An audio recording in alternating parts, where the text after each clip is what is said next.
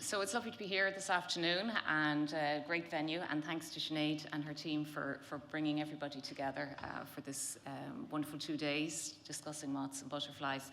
So I'm very much a newbie, came to it as a total beginner around 2018, 2019. And it kind of would have started, as we said, with casual sightings within the house. So, the infamous white-shouldered moth. I had been on a couple of field trips and got one of those little clip-on lenses that you attach to your phone. So I was trying it out and I came across this tiny little multi-plume or 20-plume moth in the house. And you can see the size of it there with a little pencil head beside it. So it's a great opportunity with photography to see things up close. And then my daughter actually spotted that canary-shouldered thorn in the house, and that's when we realised, God, there's something different going on here with moths. They're actually really interesting. And just even in the garden then, spotted this one fluttering around and was positive it was a butterfly, but it was actually a silver Y. And then we were very fortunate to come across this pair of the narrow-bordered bee hawk moths. And that was out on a field club event out in Clonmacnoise. And normally you'll only see those zipping around in a really speedy manner, going through the bird's foot trefoil, sometimes milkwort. Very annoying when you're trying to get a photograph just with your mobile phone, which is what I use for all my photos. So it was a wonderful opportunity to see them. They were actually on the path we were walking on, so they had to be carefully lifted and moved to the side. So fascinating species. So that kind of led on to discussions with our heritage officer, and Amanda had suggested maybe I might get a trap on loan. It was an electric trap, and you can see it just in a corner of the garden there. It's sort of a slightly woody area. And it's just, I presume most of you know about them, but they're just a small box with a light on top and a little rain screen. The moths are attracted to the lights, fall down into the box, and they then sort of settle down into egg cartons that you have inside overnight. And the following morning, you just open the box up and you see what you have, and you can just see writing lists there. So I used to describe it's like Christmas morning sometimes. You come down and just see what you might have within the box. And it's so important then, and I know a lot of the next day will be discussing about the importance of recording. And you need to get a license first to do moth trapping, and you get that through Moths Ireland. It's a fantastic group and a wonderful Facebook page and website. And you can see the distribution of moths across the country. They show, the numbers involved as well. And this is where you begin to get an idea between that and the National Biodiversity Data Centre, if there's records within your county, how many they are and where they might be found. So it's so important to record these, and any of your insects or finds or plants and wildflowers within the National Biodiversity Data Centre. You just need to put in your name, your address, your location, and just to mention what it is you found with an accompanying photograph. So these would be some of the books that would be incredibly useful. There's the one on the larger moths, on micro moths, and a lot of people would say maybe, hold off and do micro moths another year, just say, what if you missed a fantastic one that year? So it's always good to take them all on at the same time. And then if you're looking at the moths, you might as well take a look at the caterpillars as well. And sometimes that's a great opportunity when you're out and about on a walk, you might catch one of those, and have a few photos of those as well. And then if you get one or two books, there's always another couple that might be of interest as well. So there's some on leaf mines, there's ones that describe, the names and where they came from. And then you can see the two older ones at the back. And they, like Jesmond would talk about in his wonderful book on Irish butterflies, they talk about the whole life cycle. So they would show, from the egg, and they show the larva or the caterpillar on its food plant. They show the pupa and then the adult as well, which can be a fascinating way to learn more about these particular species. So sometimes we might see them when we're just out and about on a walk. You'd often see the Burnet companion flying ahead. You just see a little flash of orange, kind of a nice glossy sort of a moth, and you'd often think it's a butterfly flying off ahead of you. That's the mother Shipton then, and you can see why it's named. You can see the side profile of the supposed witch, Mother Shipton. Others might be more associated out in bogland walks. And then this led on to getting the loan of a battery trap.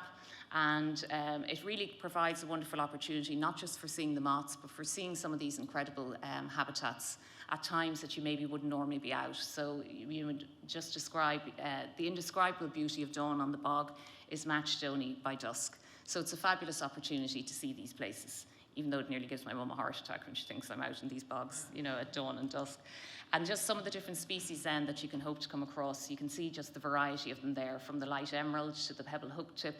The sallow moth then, you kind of start to see that coming in. Autumn is just beginning, the leaves are beginning to change colour, and it just blends in beautifully with them. And just some others there, the iron prominent, the gold swift, and the kind of toffee coloured buff arches. So what began then as a casual interest sort of developed into the production of the book that was mentioned there, Step into Nature, which was launched last October. And that really is a personal awakening and an appreciation of the astounding beauty and complexity of nature around us. And it has evolved over a 5-year period from a very much a general awareness to a thirst for more information. And that really has been greatly helped by the very patient experts on some of our wonderful Facebook pages, some of whom are here today. So I mentioned Moths Ireland. We also have Insects and Invertebrates of Ireland. Brian Nelson would be of huge assistance and inspiration on that particular Facebook page. And what's wonderful about these is that, you know, people will put something up, they'll say, oh, I think this is whatever, and, you know, the experts will sort of guide them towards the correct answer, and also just, you know, gives you an idea of what you might hope to find. And that's kind of what evolved with the production of the book. So it's set out as a weekly diary, and it provides just a chronological view of the finds that we can hope to come across throughout the year, just covering a range of flora and fauna, either within our gardens, on our hedgerows, or on local walks. And the book is based on some of the beautiful publications of the 18th, 19th, and early 20th century by nature writers such as Gilbert White, Fabre, Edward Stepp, or Anne Pratt. And Stepp in particular, he had a very wide range of books, from those which dealt with specific topics such as, you know, maybe trees or beetles, to kind of a broader range then that looked at seasonal guides. And this book then seeks to emulate that undertaking, but in a purely Irish context. So each plant or insect is recorded on the National Biodiversity Data Centre, and the great thing about that is that it assists with national monitoring, while also keeping sort of tabs on all of your own records as well. And all of my own records over the previous 5 years then were used to compile the book. So just some of the sections then about moths throughout the book as well. This is the wonderful puss moth, and that one was found, I had a moth trap out, I had gone through it all, packed it up and was just ready to put it back in the shed, and came across this magnificent moth just resting on a tree right beside the trap, so almost missed it. And I've only found it twice in the garden, but like, it's something that you wouldn't come across yourself without the moth trap. So it's incredible to think that there's so much of this life and activity going on, you know, during the evening. But other ways we can come across them then is via their, you know, different forms. So the caterpillar or larval stage. And this particular one, it starts out as a very tiny little black caterpillar with a forked tail, and it can flick out these red filaments at you, or at parasites. Jesmond there mentioned like some of the wasps, the Icumum wasp in particular. And it then develops into sort of a burnt orange, but towards its final instar, it develops into this very large, very unusual kind of green caterpillar. So it's a big meaty thing, it's the size of a big thumb. And you can see it still has its forked tail there. It's kind of black and white at this stage, with still as the red filaments in the bottom left there. It's flicking them out at me because it thought I was coming too near with the camera. It can retract its head into that kind of surround, which is red rimmed, which always means danger. And it has the black eye spots and a little slit at the base here for zapping out acid at any predators that come near it. And then, even despite its size, it has the incredible ability to sort of blend into the foliage around it. So you can see on the bottom right there, the kind of yellowy pattern on it, just the markings, it sort of helps it to blend into the leaves, so it becomes almost invisible. So some of the different caterpillars that we might look out for, you can see there's the emperor moth there, and this is a really vibrant green with pink and black spots, and you think, where on earth could that hide from possible predators, birds and things? But it blends in beautifully to the heather, which is its larval food plant. And then we have the kind of punk rock pale tussock there with its yellow and black, and it has a little bit of pink on it as well. And yet when it's an adult, it has this very composed, muted tones of grey. The scalloped hook tip there, I had mentioned before, I think that's probably the favourite caterpillar, because it has this beautiful little, it kind of rears up like a tiny little baby dinosaur on the back of a leaf. And you come across those just out on a walk if you stop and have a look at the birch leaves. You never know what you'll find on them. And its adult form actually looks like a little folded leaf that is kind of dying off. So you'd miss those even though you saw one land right in front of you. And the dark tussock then, similar kind of tufty look as the pale tussock as well. Some of the others then, this is the garden tiger, which is this kind of long-haired look. Another beautiful one, but such a flamboyant adult. You'd never expect to see something like that in Ireland. The wonderful pattern on the wings, and then the hind wings have this kind of very vibrant orange with sort of a purpley blue colour through them. And then definitely the most bizarre caterpillar, I think the prize will go to the pebble prominent there. Very unusual looking one, whereas the adult then it's like a little pebble at the back of it, but it also looks like a little bit of a broken branch. The grass emerald then can blend into its food source, which is broom, so it just sort of sits down. It was rearing up there again because I was coming over to take a photograph. And a lovely green moth, who expects to see too many green moths. And the sallow kitten again, another kind of dinosaur type one that pops up to try to scare you off.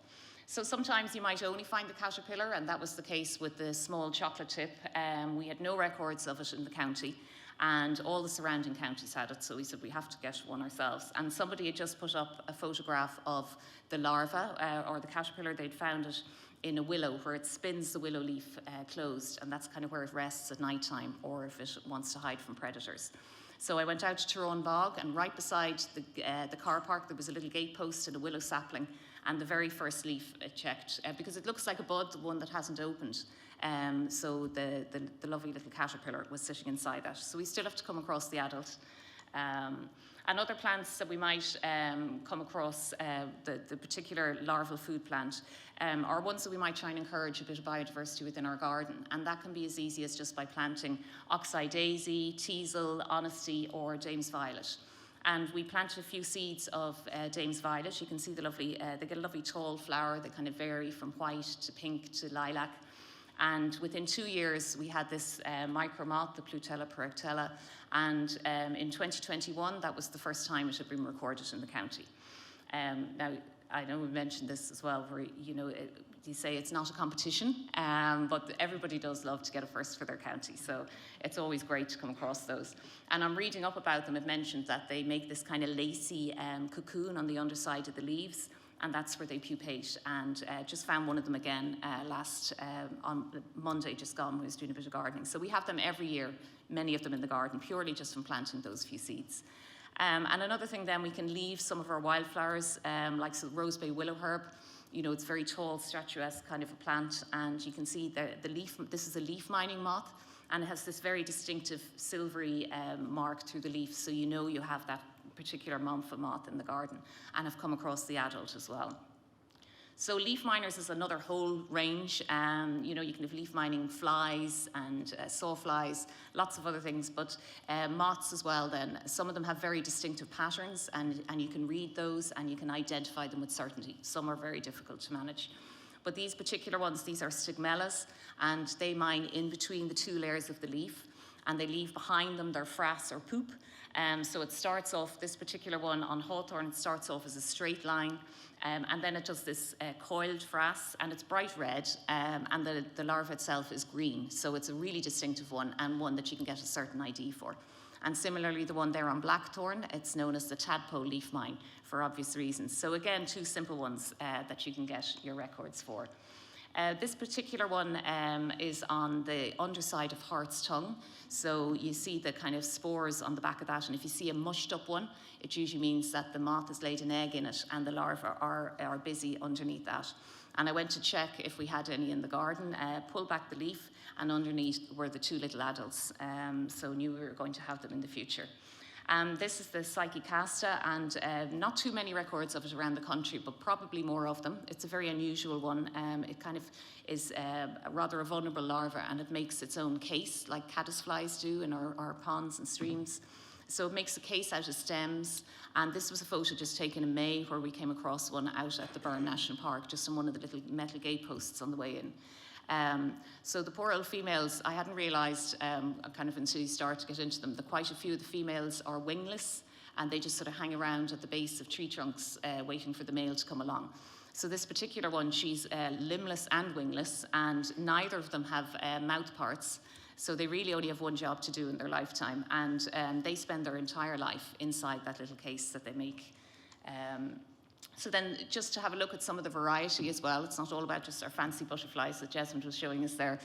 So you have the wonderful six-spot burnet, and they're usually very well behaved. They will hang around on top of seed heads or particular plants, sometimes for a couple of days if the weather isn't great. So usually handy to get a photo. That particular one was on quaking grass, which wasn't easy to photograph because it was waving around in the wind with the big moth hanging out on top of it. So the wood tiger, that's the only time I've ever come across one out in the burn. Beautiful looking one. And then obviously we have the variety then of some very metallic looking ones and some with incredibly long antennae as well.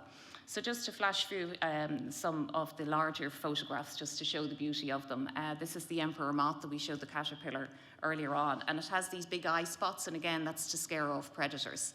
And if it's really scared, it holds out those two wings, and its hind wings have another two eye spots on them as well.